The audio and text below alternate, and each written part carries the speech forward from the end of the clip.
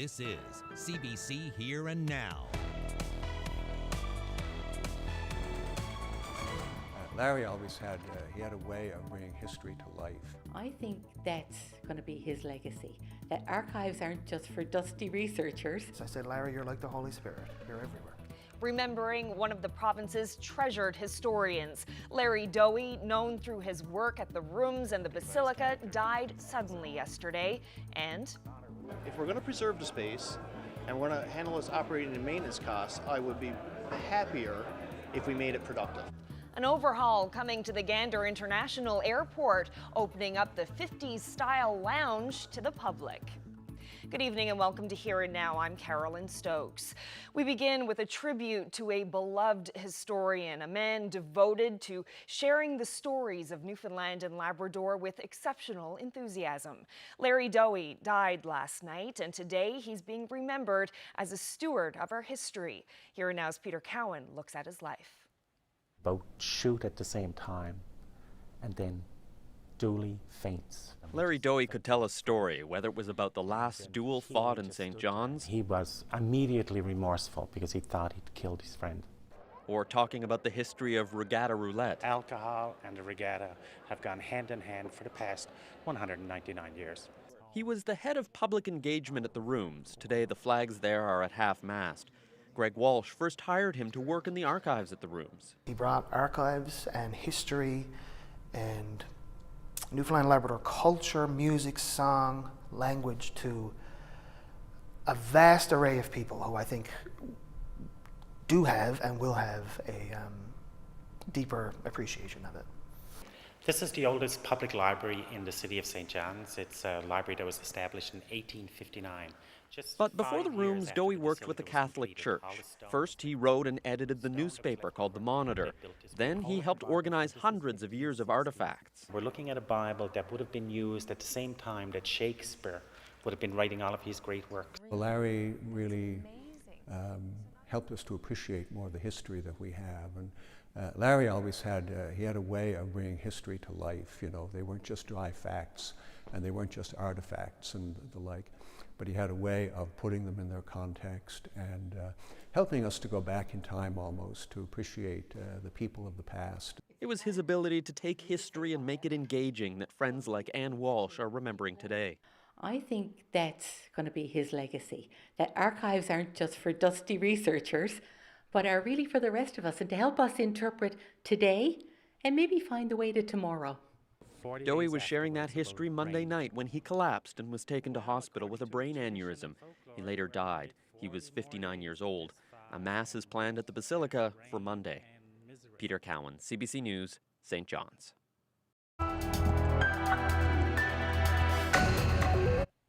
Remember Bill 29? 7 years ago, the bill did many things to throttle access to information. One change stripped powers from the province's information watchdog. The Liberals criticized the Tories for doing that, and so did the public. Those powers were later reinstated, and the matter was settled, at least until now. Here Now's Rob Antle explains. I was going to say, Order, please. A big battle over the public's right to know. In 2012, debate over Bill 29, the PC law that put the squeeze on access to information. It's an iron curtain government that we're moving into here. We're moving into a, again, I've heard these terms, Victor, but I mean repressive, secretive, draconian, regressive. These all apply. Strong words from the then Liberal opposition. Specific concern with a part of the bill that would strip powers from a legislative watchdog, barring him from reviewing some government documents. How is he supposed to determine what solicitor-client privilege applies to if he's not even given a chance to look at them in the first place? Again, this is an independent officer of this House, and he's being cut out of the loop here because government doesn't want to let anything go. These are changes and the amendments to this piece of legislation that we would see that actually takes the teeth away from the legislation. Sullivan. Mr. O'Brien. Bill 29 passed but became a political problem for the Tory government, with public concerns over excessive secrecy. So in 2014, the PC government put together a blue ribbon panel to review the law, led by former Liberal Premier and Judge Clyde Wells, who came to this unflattering conclusion. It's clear that the solicitor-client privilege was being abused and being asserted to prevent the release of the documents. The use of solicitor-client privilege by officials here to shield things that weren't legal documents at all. No watchdog to check up on that, forcing people to open their wallets and head to court. There is the opportunity for oversight and accountability, but it's at the court level rather than with the commissioner. Those were the amendments. That's like telling me that I can get a really good meal if I'm prepared to go to South Africa to get it and incur all the cost of getting there. I think that's a bit extreme. The law changed in 2015 and the watchdog's power was reinstated. But that authority may now be in doubt, after the government recently refused to provide those same solicitor-client documents to the Information Commissioner for review. There's a big difference between providing it and being compelled to provide it. Andrew Persons is now Justice Minister and says a 2016 Supreme Court of Canada decision related to a case in Alberta has raised some questions about the power of the Commissioner here. His take now a bit more nuanced than in the past. We know what the Act says, which is from 2015. We know what courts have said since then. Let's try to figure out how this is interpreted. That is a repeated request. Persons says this action today is nowhere near what the PCs did in the past. I think through that debate and through the public attention and media reporting, I don't think the public will stand for that. So if that's where our government decided to go, I think you'd see a pretty quick revolt coming on. In this building here behind me, the Information Commissioner disagrees with the government, saying the law here is clear. The case is now headed to court. Rob Antle, CBC News, St. John's. Well, there is labor peace once again in Placentia. A handful of unionized workers say they've won a 7-week battle over the cost of living. Striking town workers rallied about a week ago and vowed to make noise until they got a deal. Today, they voted to end the strike that has gone on for most of the summer. The Canadian Union of Public Employees says it successfully pushed back against the zero-wage increase offered by the town, and as a result, workers are getting an increase in pay, a signing bonus, and other improvements. The 15 workers include town clerical staff, laborers, and municipal enforcement officers. They'll be back on the job in the morning.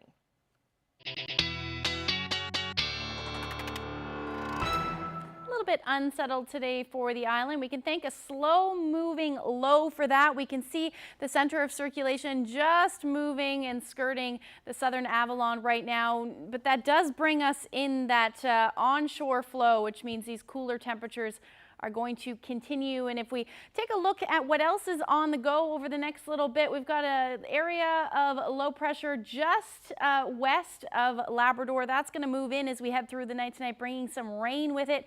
Then we're also tracking Tropical Depression Erin and what that has in store for us this weekend. We'll have all the details coming up.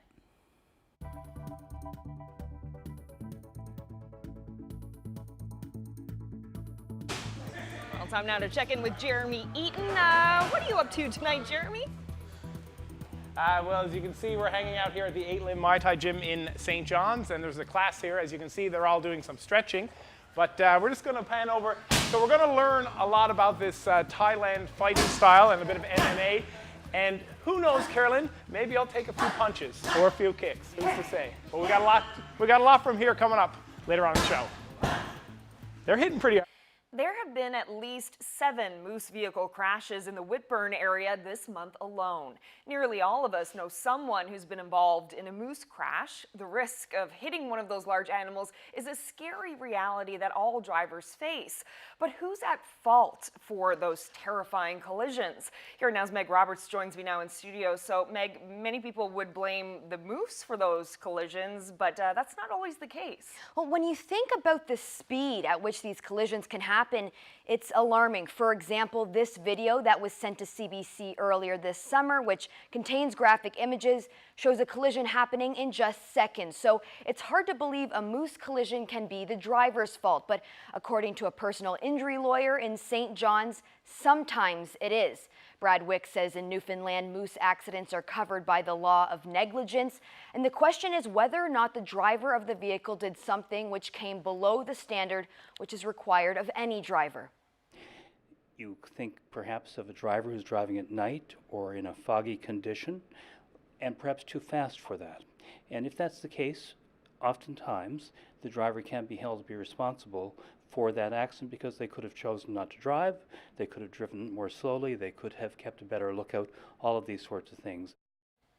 Wick said if you're found at fault, that will either result in an increase in rates. If there's more than one accident, it can result in an insurance company deciding not to offer you further coverage. In that case, he said all you can do is go back to the market to see if you can find another provider.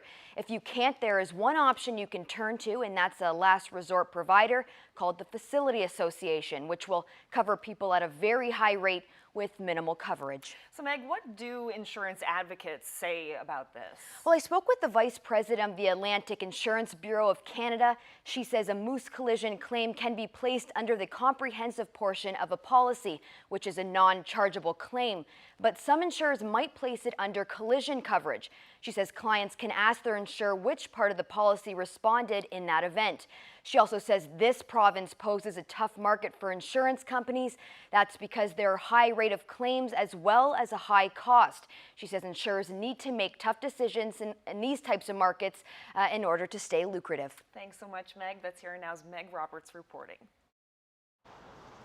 A dry cleaning business in St. John's is cleaning up and repairing damage today after some major vandalism yesterday. Employees of Custom Dry Cleaners on Mundy Pond Road showed up for work yesterday to discover broken windows all around the building. 15 windows were damaged in total, but the dry cleaners still opened for business. Well, most people do renovations to update the style of a space, but that's not going to happen at the airport in Gander. Government announced today that work will soon start on big renovations at the famed International Lounge. Here Now's Garrett Berry is live tonight inside that lounge to tell us about what's planned. Garrett. Yeah, a whole lot of money is about to be poured into this room, but as strange as it might sound, you're not going to see a huge difference when all is said and done next year. The renovation program is all about maintaining the historic 1950s design to this space, the distinctive flavor and feeling that makes the International Lounge so unique. The idea is to mimic entirely how it looks like now, and the additions are placed in areas of the lounge that aren't obtrusive. So if you look for that shot, that photo of Gander that you want to see, you'll still be able to take that. That means you'll still see this mural and you'll still sit in these chairs. In fact, it'll be easier. So right now, most people are experiencing the airport with a boarding pass. What we aim to do is to establish this room as a commons where Gander and his guests can gather again. So you might be up here in a year or so's time to look for Easter eggs with your kids or grandkids. You might be up here for a Saturday market. That solves a problem for the airport. Over the years, international traffic went way down, but the cost of heating did not. Now the lounge gets a new use and some new money. Retail, food and beverage, events, programming, all those things can combine to increase spend rates.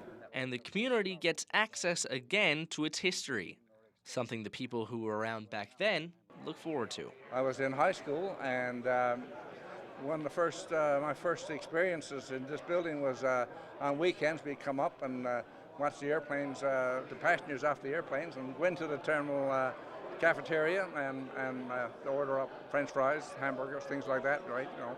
The renovations will cost $1.5 million, split 3 ways: $500,000 from the feds, from the province, and from the airport authority. The investment comes during the come-from-away craze, but proponents say it's built to last.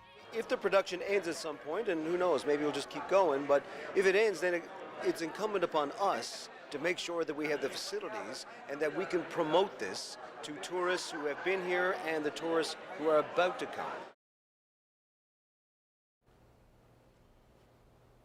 There is an aggressive timetable for the renovations. As I mentioned, the airport staff are hoping to have this whole place finished by June. And if you can't wait that long, maybe you want to sign up for one of the many tours that have started popping up in the town of Gander. Airport CEO Reg Wright says there's been more than 200 groups have come through this room since Canada Day. Reporting live for Here and Now, I'm Garrett Berry in Gander.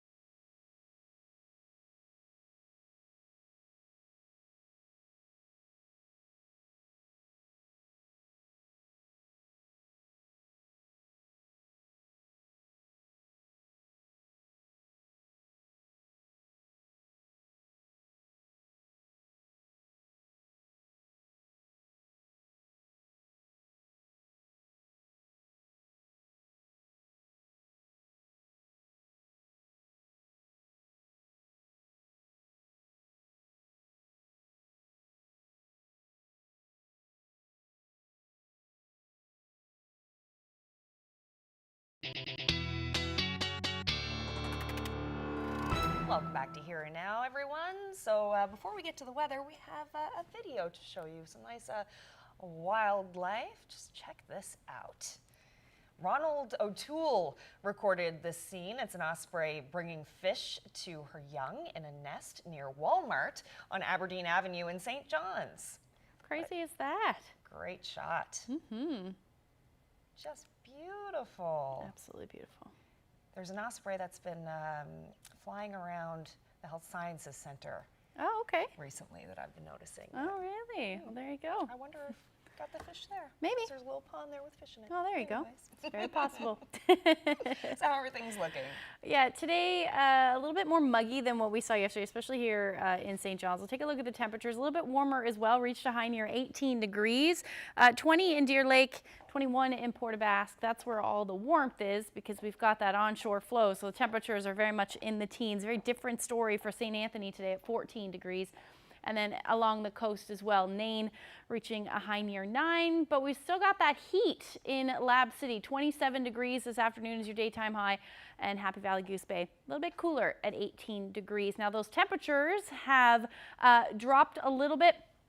10 degrees in St. Anthony, still beautiful in Lab City at 27 degrees. And then we've got those temperatures around, again, staying pretty steady at 18 degrees for Happy Valley Goose Bay. And that's because we've got a ridge of high pressure that is dominating right now. And those cooler temperatures are thanks to a low that is spinning just south of the Avalon right now. That's bringing that onshore flow and those cooler temperatures. And eventually this will change, but through the overnight we are going to see that drizzle potential continue really anywhere along the northeast coast down through the Avalon as well, with some clearing skies likely for the west coast. And then we'll start to see some more cloud cover move in behind that system as well, a little bit further south through central. Otherwise, staying quiet for most of Labrador.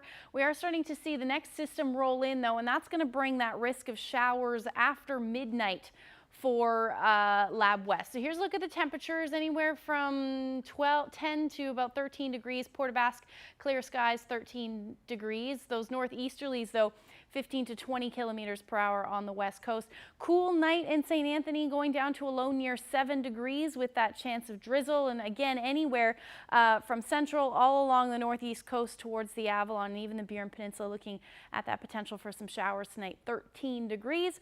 And up through Labrador along the coast, again, seeing that cloud cover, the drizzle, and potentially some fog as well. Happy Valley Goose Bay, 12 degrees, same for Lab City under clear skies, but those winds out of the south, 20 to 40 kilometers per hour. Now, for tomorrow, that big area of rain is going to move through and then eventually start to head a little bit further towards central and then eventually the coast as we head into the late night and into the early morning hours. Otherwise, for most of the island, we should just see some rain, drizzle, and potentially some fog in the first half of the day, clearing skies, but then eventually we will start to see that cloud cover move back in. And again, that's thanks to that system. So overnight into Friday morning, this is how much rain it looks like for Labrador, anywhere from 10 to about 20 millimeters possible for Lab West. And then by the time Friday morning rolls around, Happy Valley Goose Bay could be looking at about 5 to 10. So quickly, here's a look at the forecast. Those temperatures in the teens across the board with those winds shifting to northeasterlies. And then into Grand Falls, winds are a little bit warmer, 20 degrees, much warmer along the coast in those mid-20s. And then you're looking at temperatures around 11 degrees up through Cartwright, covering again 20. And then those cooler temperatures for Lab City sitting at 14 degrees. So let's look at your forecast as we head towards the weekend. There's a system in play, and I'll have all those details coming up. Thanks, Ashley.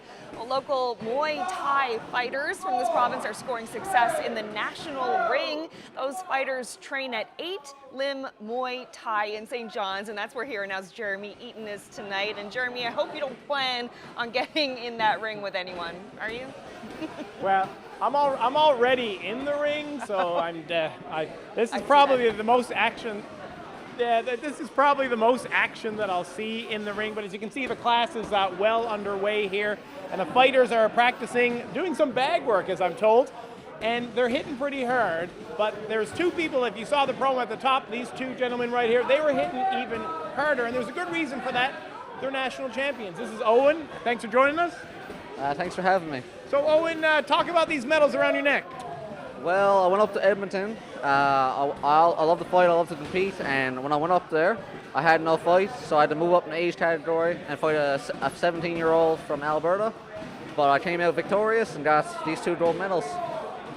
And it wasn't just you who had some success. This is Hattie. Hattie, what did you got, a gold and a silver there? Talk a little bit about that. Yeah, we went to Edmonton in 27th of July. We had tough competition, but we managed to get 3 gold medals and a silver medal.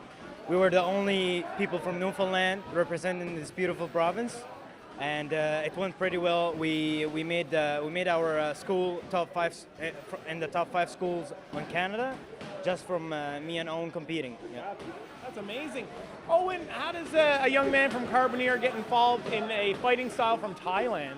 Well, I started off in karate, but I wanted to hit harder. I wanted to go full contact. I wanted to knock people out. So I found a gym that was the best at it and had the best environment, had the best coaches, and I came here to 8 Muay Thai. How long have you been training here? Roughly 2-3 years. And what's your favorite part? What's your favorite move? What's your favorite technique? I love head kicks. Kicking people in the face, my favorite. Now, Hedy, how long have you been involved in the sport? I have been involved in sports in general for like 6 years, but Muay Thai in specific with Crew James for over 1.5 years now. I came to the gym, I was overweight, I was not happy with myself, and Crew James basically took me under his wing. I told him I want to compete, I want to be a champion. He told me, you know, just do the work you're supposed to do and come here, have fun. This is a very nice environment, you know, we all push each other and stuff like that. And here I am, 1.5 years later. Now, you have a very interesting story that you've told me. Talk a little bit about, we only got a few seconds left, but talk a little bit about where you came from and who you fight for now. Well, I came from Egypt in 2017, and ever since then, I have only met nice people here in Newfoundland. I love this province. I got married, as you know, from a local girl too, and yeah, I'm really happy to be here in this province and represent this province as a way of giving back. Because I'm here now, you know, I'm very grateful for being here in this beautiful country, Canada, and this beautiful province, and I just want to give back as much as I can. So I was so happy inside the ring, representing Newfoundland and raising the Newfoundland flag. Yeah. Raising the Newfoundland flag. Attaboys, congratulations, fellas, appreciate it, and thanks for not beating me up. But who knows, I may learn some techniques later on. So reporting live for Here Now, I'm Jeremy in St. John's.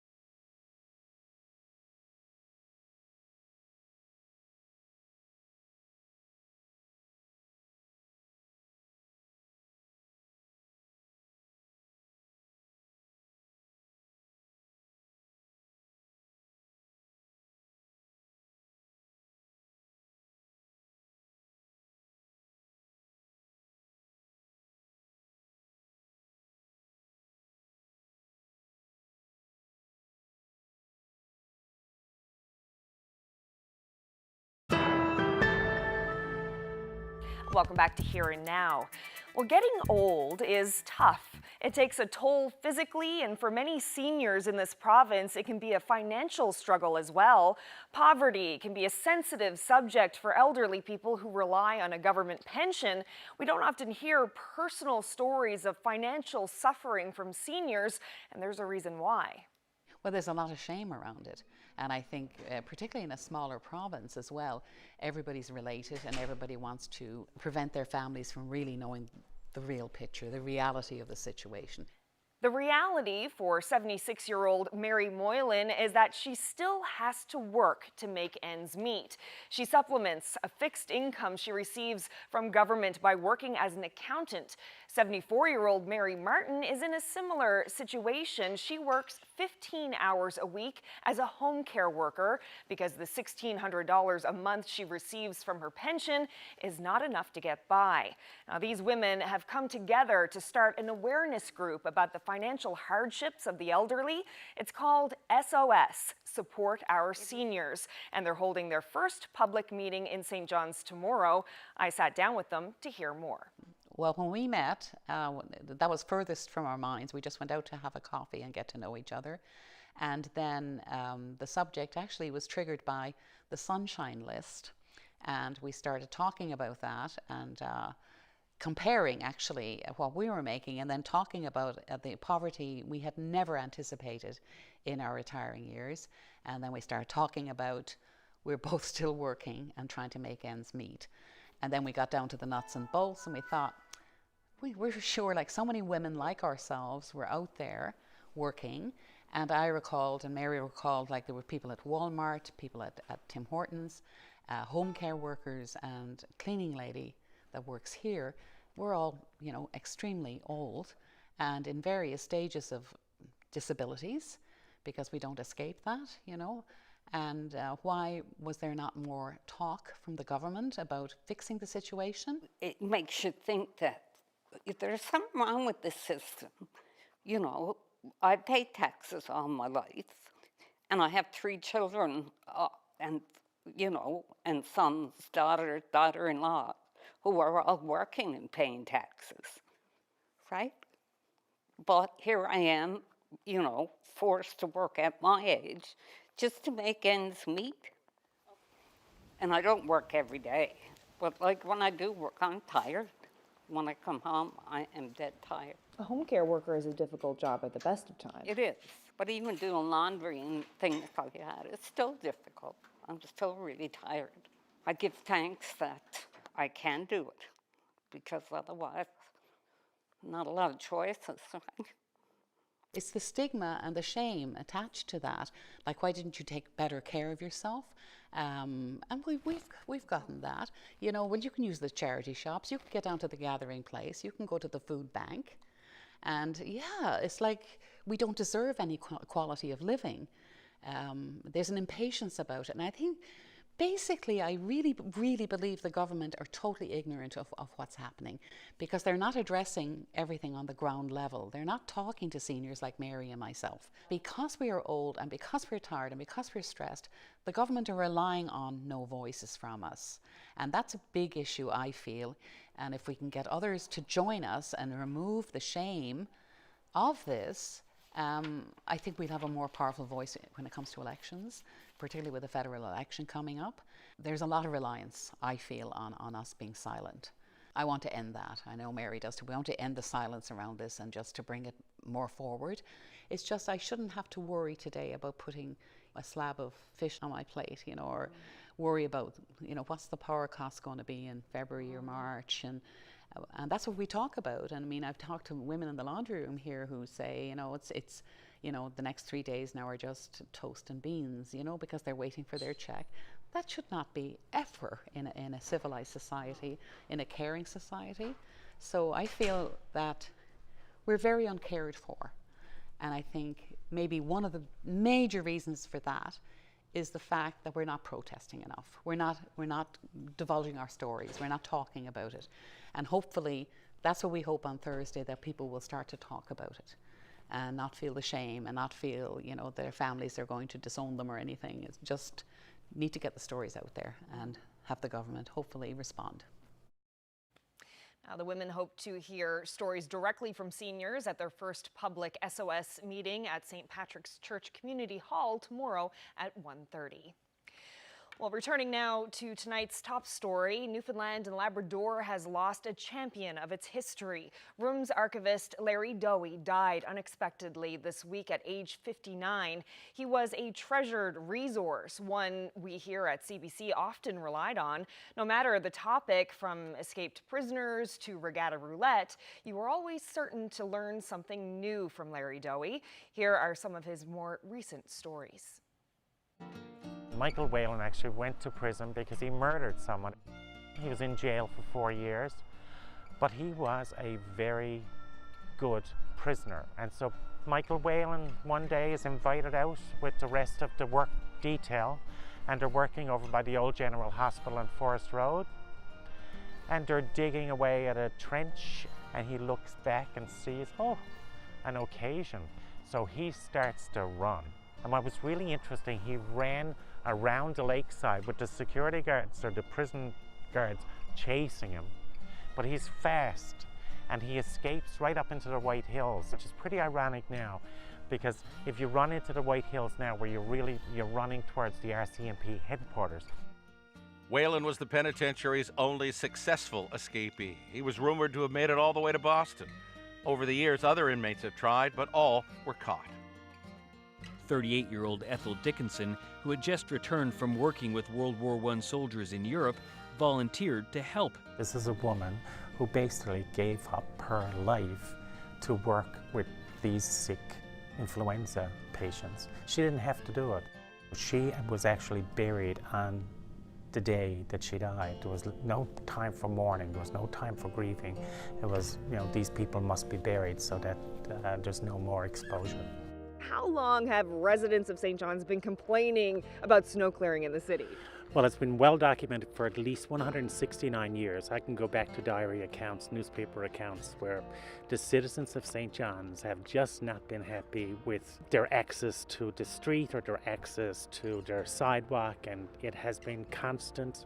The snowbanks are huge. They're more like tunnels. Like, we've got photographs of women are actually standing on the roofs of the homes on Mary Meeting Road. These are 2- and 3-story buildings. What we have now is, this is really not a snow day. This is not a snowstorm. You haven't lived through the 1880s and the 1890s and the 1900s. That's when you really see snow, and that's well documented in the photographs.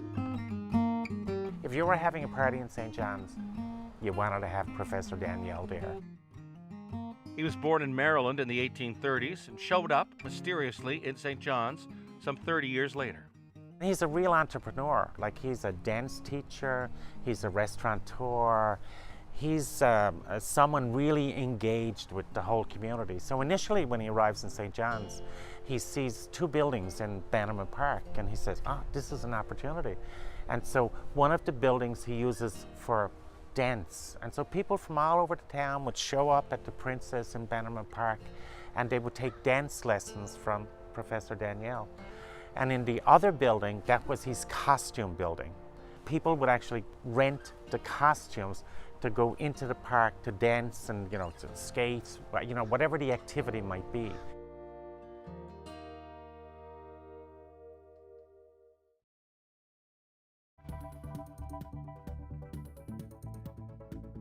All right, so we're hanging out here at the 8-Limb Muay Thai Gym in St. John's, and I'm learning a few tricks.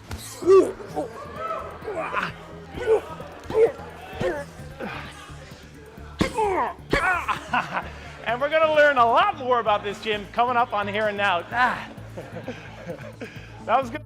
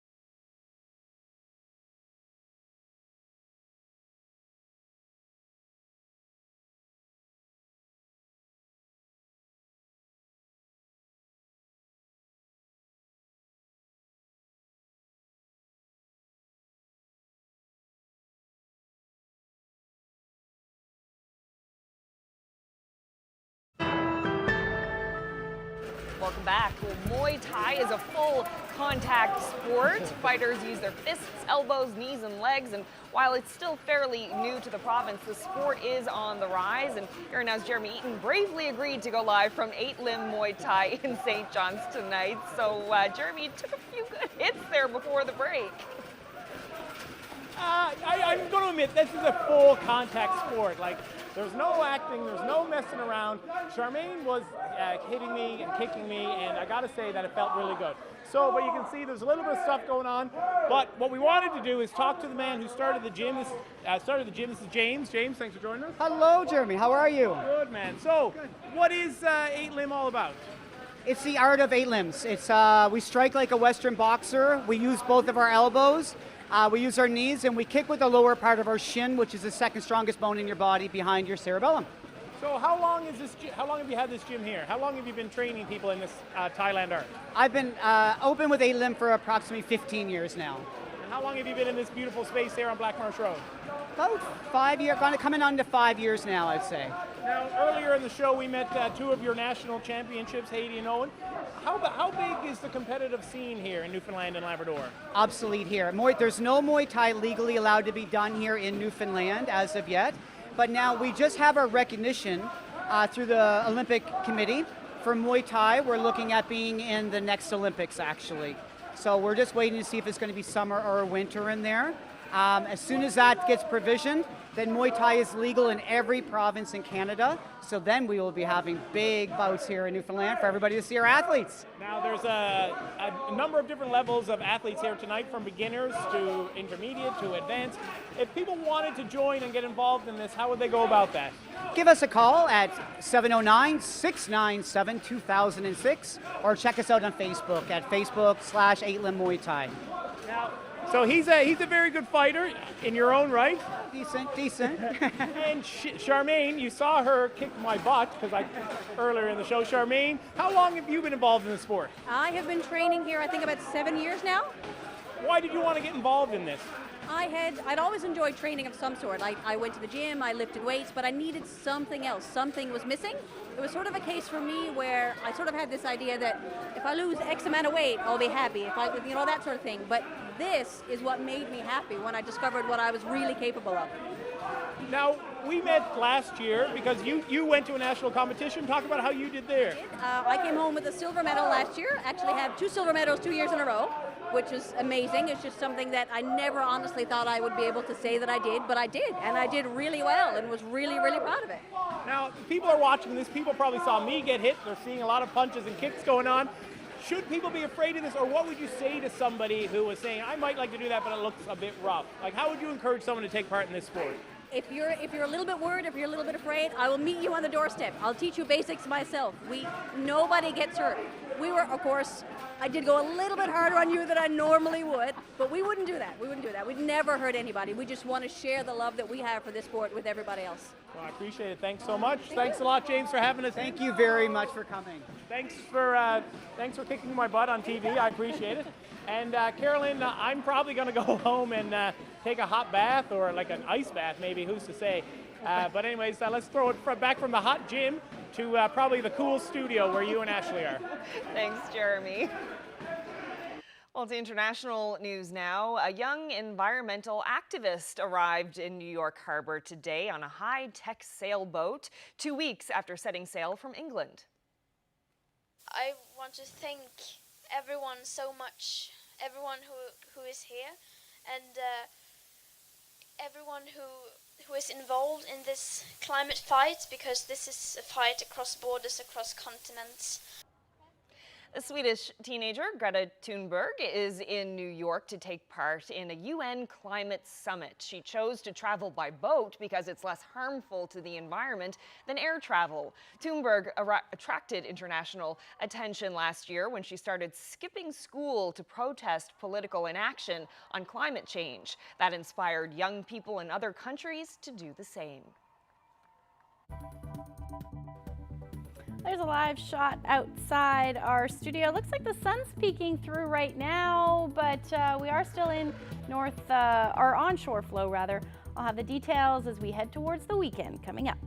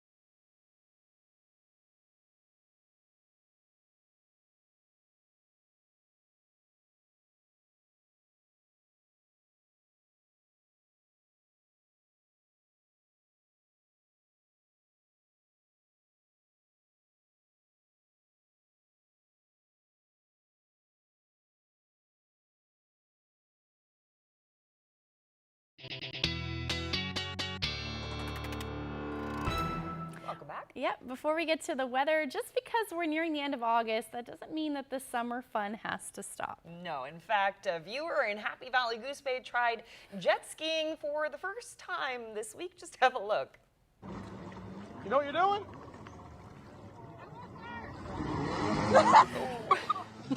Let go of the throttle.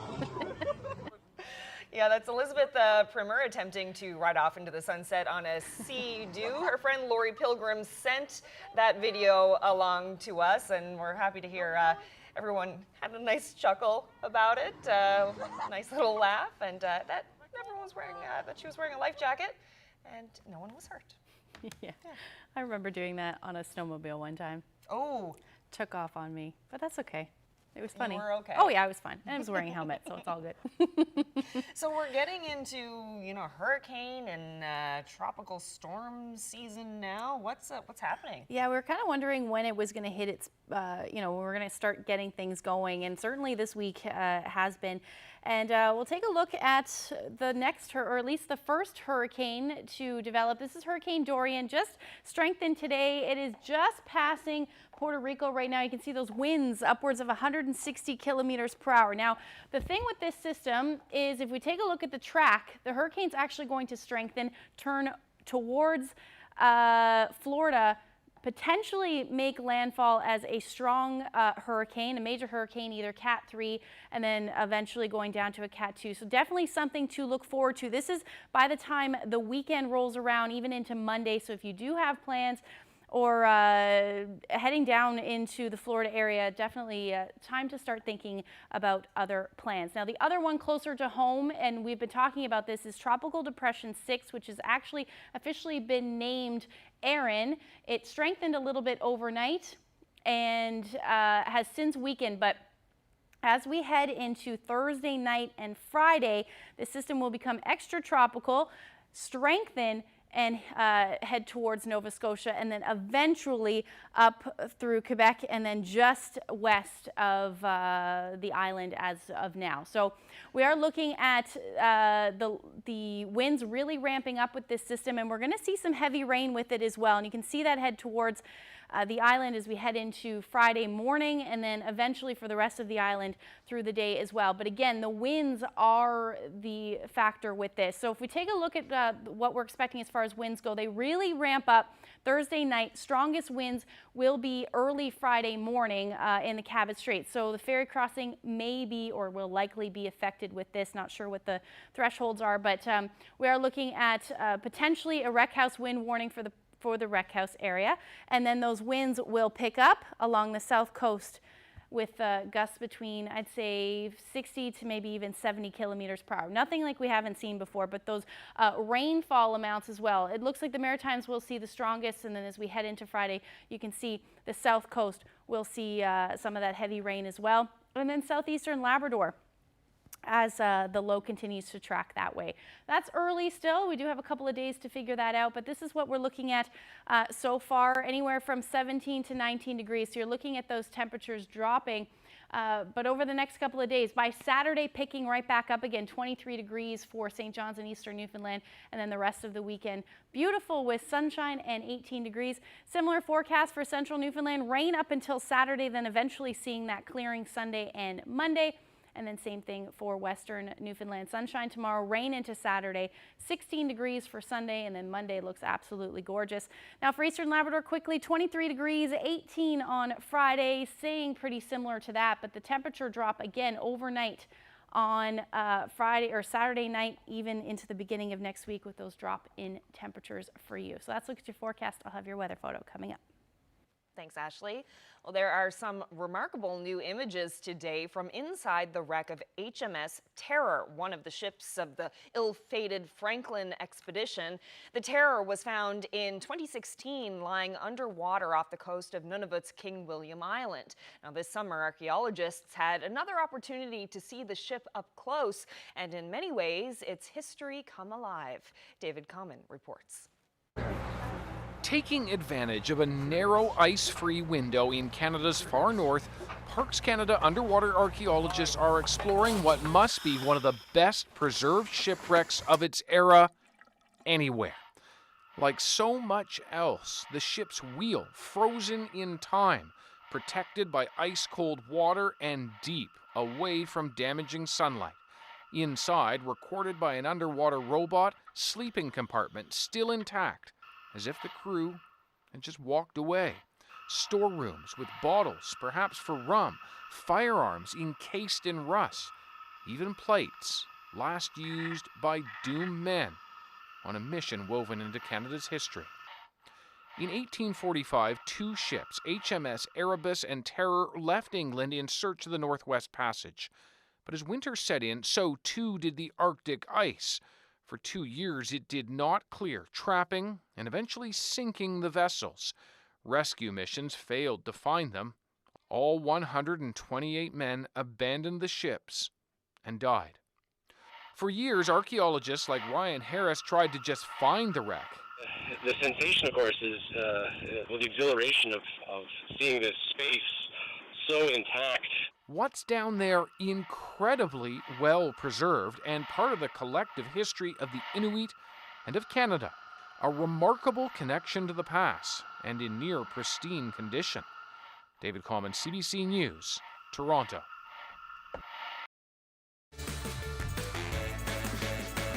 I want to know where you're to take a look at this stunning sunrise sent to us. I'll tell you where this was taken when we come back.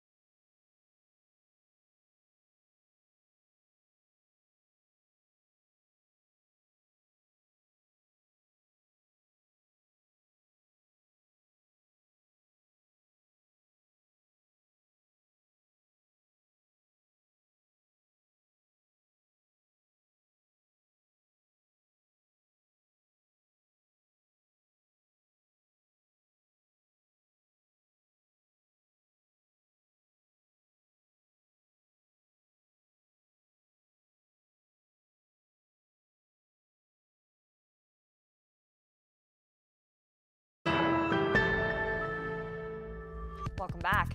A modest landscape gardener from Edmonton came forward today to accept a ceremonial check for a $60 million Lotto Max lottery win from last October. This time, the Lotto Max maybe net time set 49. Yeah. Never know. Luck probably played a role, but so did persistence. Bon Trong has been playing the same lottery numbers every week for more than 30 years, but when he hit the Lotto Max jackpot last fall, he kept it to himself, not even telling his 3 children he had become a multi-millionaire. Trong came to Canada in the 70s as one of the Vietnamese boat people. He plans to use his winnings to pay off his mortgage, take a family holiday, and maybe move somewhere warmer than Edmonton. The payout was $60 million and $2 because Trong also won a toonie on the extra draw with his ticket. Wow. What a story. Can you imagine sitting on a winning ticket? I don't know. I don't think I could do that for that long. Nope, absolutely not. 60 million. Wow.